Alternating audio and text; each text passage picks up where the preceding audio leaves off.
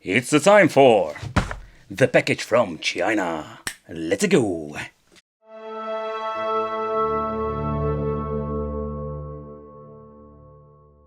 Ooh. There is nothing in here. Ooh.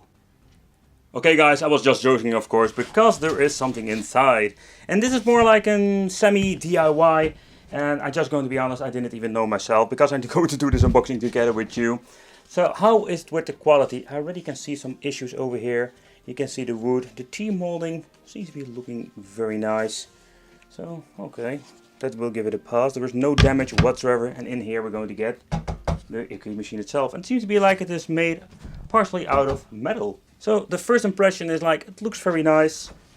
Looks very durable, but the question remains, how far do we need to assemble and disassemble this freaking thing to get it working? Okay, so here we're going to get the both parts that we need to assemble. It's like a freaking tiny IKEA furniture package, and everything is made out of metal. I personally really like it. It's quite surprisingly, because you would say like normally an arcade machine is made out of freaking wood and plastic, but not this time. But basically putting this thing together is quite genius. So first of all, we're going to get is the control panel. You can almost say like this is a tiny Pandora's box. Then we're going to get ourselves the back panel, of course, also including the 18-inch monitor. Here at the bottom we can see the two speakers. Then we're going to get here the buttons for on and off, auto and navigation for the LCD display itself. And of course the on and off switch. We need to connect everything over here with the cables that come out here. But when you're looking at the way how you need to put together, it's very simple, because basically the two side panels will hold these two parts together and make it one awesome, or we hope it's awesome, mini arcade machine. The only thing you need to do is removing these screws at the front and the back. You can lift open the panel itself, and that's what I like about this. You can just very easily replace the buttons and the joystick. This is semi-clone, so this is like very easy basically to remove. Also they're using the old school like cable 3, what I really love about it, because some of the new models will have a PCB with ribbon cables. Not a big fan of those. Alright, so step 1, let's basically connect everything that we're going to need. So then we're going to get the 4-pin over here, the USB connection, the audio, the power in, and of course the VGA. But it's a little bit of a bummer they're using VGA on the LCD panel. I think VGA is not really bad, but would be better if you're using like an HDMI connection for a better, crisp and clear signal. But okay, so this is basically what we're going to get now. Okay, but if you're having issues with the USB, what you need to do is plug it into the bottom part, because the other port is not enabled for USB connectivity like with controllers. So this is the idea, is you're putting the side panel on, and you will basically put all the balls on that comes with it. So what I find quite fascinating, that you do have some options for an HDMI connectivity. And the reason why, what I understand of, is like they have the option to basically like plug in an external device and use it like that. So that's probably quite interesting. Then we're going to get ourselves the converter in here that converts to the right voltage that goes to the mainboard of the PCB, or the PCB of mainboard for the monitor itself. Then we're going to get ourselves the coil mechanism over here. And then do we have the option, I will get the key, and basically we can get into this compartment. So this is basically the thing that we're going to get in the back. So let's close up with the piece of metal that we're going to get over here. And let's close it up. Okay, so let's take a close look at the controls. They only came with, this thing came with one key. So far I can see. Yeah, there was only one key and a lot of coins. Freaking cheapskates. Then we're going to get ourselves the joystick. It's your typical Samba clone.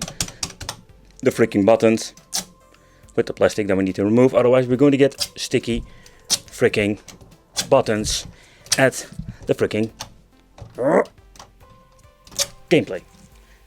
Over here we're going to get the start button for player 1, then we're going to get a start button for player 2 of course, and both have the option for having coin. And this is, as I'm saying it like correctly, the return button or the pause for getting into the main menu, especially for the people who really enjoy this.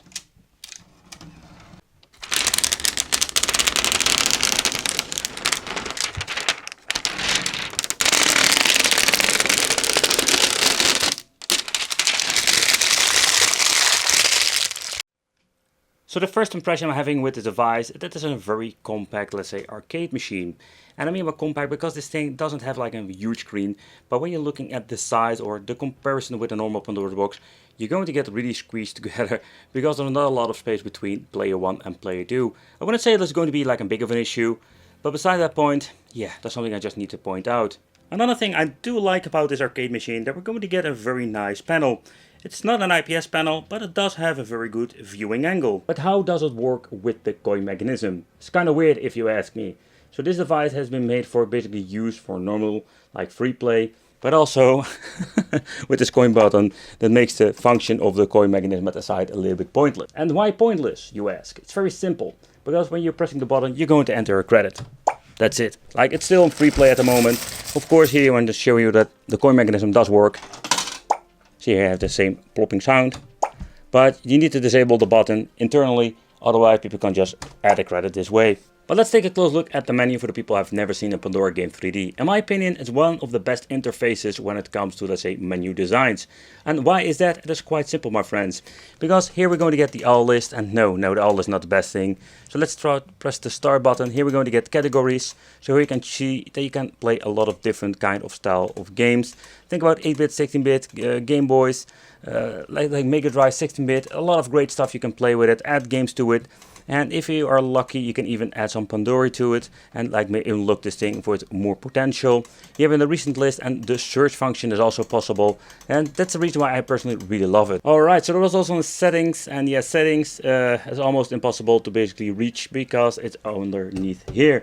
But there we're going to get the hole at the back, because you can stick your hand in it. Okay, so here we're going to get some information regarding the machine itself. The way how you can exit, for example, you can do a lot of modifications and even having entered the game market. That's what a Wi-Fi capability is for, but I can tell you like, it's pretty damn pointless because it doesn't work at all, or I personally just hate it. Then we're going to get image optimization, this is off. We're going to get HD and we're going to get scanline, but there is no, let's say, change here, so that we don't have any aspect ratio options over here. But if you want to have an aspect ratio 4:3, we do have the option to squeeze it back into this with, of course, the menu over here.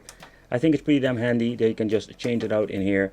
Here you can choose all kinds of information. You can even adjust the brightness if you don't like that. As you can see over here, it runs on 1280 by 720, 60 Hertz. But I'm going to, for this part, I just want to put it basically on the 6:9 aspect ratio and just go that way. And go the way back in. Yep, click on here and put it back. Here are some different options for optimizing the widescreen, and that's it. Auto, again, just go out of it, and that's it. Okay, so let's start with PlayStation Portable. So PlayStation Portable is not running optimal. You can already hear like it's stuttering. It's like running on frame skip, absolutely. But the games that are on here do have some interesting options. For example, the 2-player mode. You press play 2 and it starts into a weird emulated versus mode. Pretty damn cool.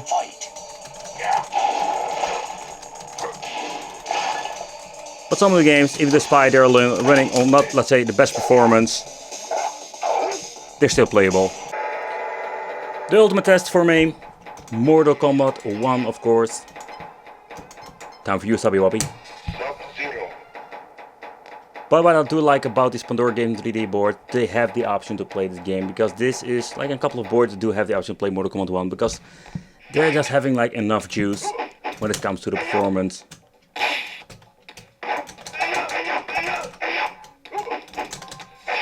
What? I just shoot through her. What the hell is going on? Freeze. Another weird problem I'm having with these Pandora Games 3D is like the save functionality. It doesn't work with every single main game. It does work with Blood Bros, that's pretty damn awesome. Let's try some Blood Bros because I just want to see how good it actually is. Oh freaking hell, I just closed it! Okay, so when it comes to some systems like N64, always N64, that will have problems. Yeah, but there are some games that are playable. So that's pretty damn cool. But I think it's just more like a mixed feeling when it comes to N64 in general. And this is one of the great examples that the game that actually works very well. But when you're looking at saying Cruise USA, Current Tank, they all still have like the same issues whatsoever.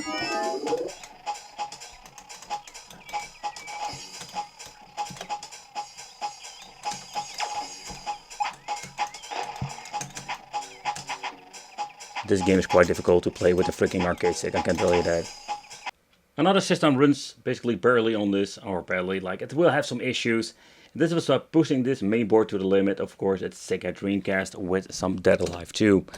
And I think it's cool that they put it on here, and it's even like in the original aspect ratio 4:3. So if you're going to put the monitor in 4:3 and you're going to play this system, it's going to be like looking all messed up. So there's a little bit of a bummer in my opinion. The games are playable, but they're not perfect.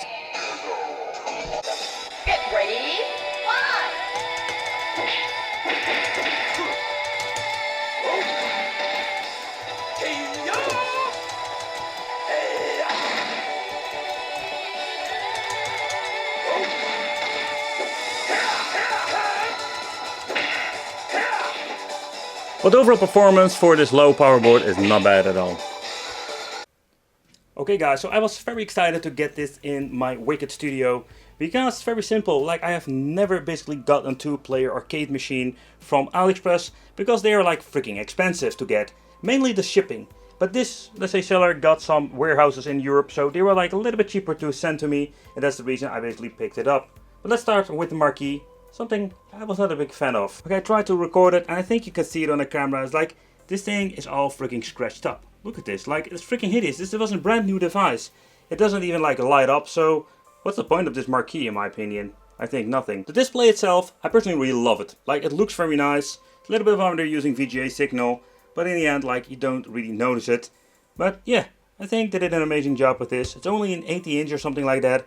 So when you're looking at the control panel, you can see like there's not a lot of place between player 1 and player 2.